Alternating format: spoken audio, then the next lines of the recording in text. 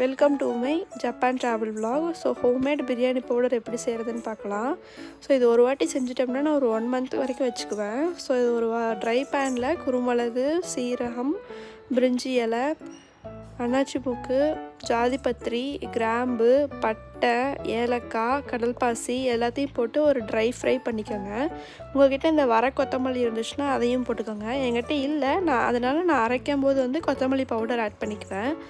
So நல்லா fry பண்ணிங்கன்னா ஒரு மாதிரி அரோமா வரும். ஸோ அப்போ நீங்கள் மிக்ஸி ஜாரில் போட்டு நல்லா நைஸாக அரைச்சி எடுத்துக்கலாம்.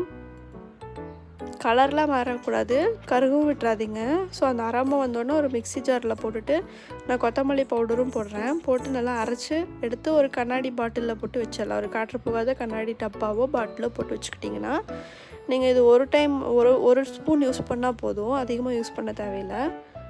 தேங்க்யூ. Subscribe my channel.